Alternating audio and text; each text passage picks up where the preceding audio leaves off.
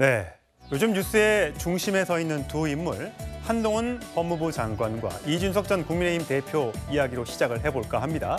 수완 분석이라고 했는데 강점과 약점, 기회와 위기가 뭔지를 한번 분석해보고요. 오늘 대구를 찾은 이준석 대표의 발언들 소개를 해드릴까 합니다. 그에 앞서서 오늘 첫 번째 준비한 소식은 속보가 하나 들어와 있습니다. 자, 국정원장과 국정원 제1, 2차장이 사실상 사표가 수리됐습니다. 사실상 경질된 것인데 오른쪽에 보이는 분이 윤석열 대통령이 국정원장을 상대로 임명장을 주는 그 장면을 보고 계신데, 자, 이민찬 부대변인, 국정원장이 지금 사표를 냈고 그게 수리했다고 하지만 이거 사실상 경질로 봐야 되는 겁니까? 이 국정원이 여러 논란의 중심에 섰던 전력이 있기 때문에 사실상 경질이다 이렇게 보는 분들이 많은 것 같습니다. 윤석열 정부 들어서 국정원을 어떻게 정상화하는 과정에서 인사 잡음이 외부에 노출이 되는가 하면 해외 담당하는 국정원 1차장이 직무 감찰을 받은 사실이 또 보도되기도 했습니다. 그래서 국정원 쇄신이 필요하다는 목소리가 많았고 대통령이 곧 결단을 내릴 것이다라는 보도까지 있었습니다. 그래서 대통령이 해외 순방을 마치고 돌아오자마자 원장과 1, 2차장 모두를 교체했습니다. 상당히 이례적이라고 할 수가 있습니다. 우리가 이스라엘 하마스 전쟁 상황에서 볼 수 있듯이 정보당국, 모사드의 실패가 국가를 얼마나 위기로 내몰 수 있는지 모두가 보고 있는 상황입니다. 그렇기 때문에 국정원장인 아직 내정되진 않았는데요. 곧 인사가 이뤄지지 않을까 이렇게 보고 있습니다. 박원석 대변인, 어째 국정원장은 인사청문회, 지금 화면도 인사청문회 당시의 모습입니다. 인사청문회 해야 되면 좀 장관들 개각들 지금 앞두고 있으니까 같이 할 수 있을까요?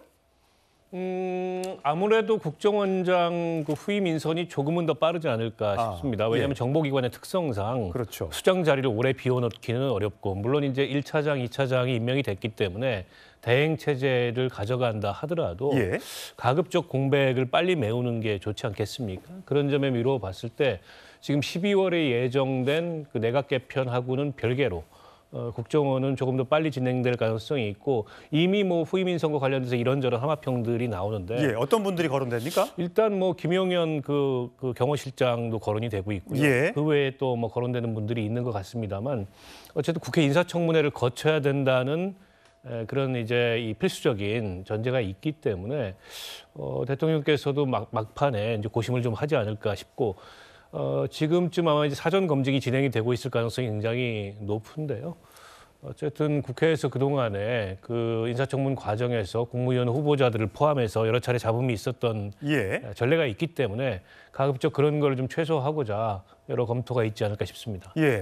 자, 임시한 부위원장님, 어쨌든 국정원장 자리가 굉장히 중요한 자리지 않겠습니까? 저게 외부의 인사 잡음이 노출이 되고, 저게 벌써 여름에 있었던 거고, 1차 파동이 있었고, 지금 이번에 또 2차 파동에 인사 국정원장의 측근이 인사에 개입했다. 그 의혹으로 이미 한 번 소란이 있었고, 또 한 번의 소란이 채널A 보도를 통해서 알려졌고, 그래서 지금 대통령이 영국, 프랑스 순방에 다녀오자마자 지금 사표를 수리했단 말이죠.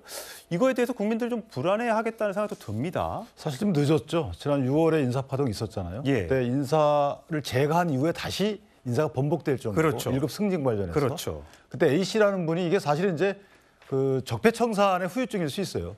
그러니까 적폐청산 이후에 역청산이라는 또 안의 분위기를 반영시켜서 A씨라는 분이 권한을 남용해가지고 이렇게 하고 있다라는 취지의 설명들이 많았는데, 어쨌든 그 이후에 김기현 원장께 한 번 더 재심을 줬는데 그 뒤에 이제 그걸 수습 못한 거죠. 그리고 다시 인사안이 또 외부로 유출이 되고 하니까 어쨌든 김기현 원장에 대해서는 이제 사표가 예정돼 있던 거고, 또 권춘택 1차장 같은 게 감찰 중이어서 사실은 전부 다 바꿀 시기상의 문제였지 이미 결정된 것이었다. 그런데 말씀하신 것처럼 해외 모사드가 하마스의 기습 공격을 잡아내지 못했잖아요. 국정원이 이전에 그 요소수 사태도 사실 또 간과한 부분이 없잖아 있어요. 이건 분명한 국정원의 기능 상실 문제이기 때문에 조금 더 빨리 했어야 되는데 늦은 감이 있다. 자, 늘 우리가 인사가 만사라는 얘기를 할 텐데, 자, 후임자 임명은 빠르게 하지만 능력 있고 또 검증 과정에서 문제가 없는 사람이 임명이 되기를 바랍니다.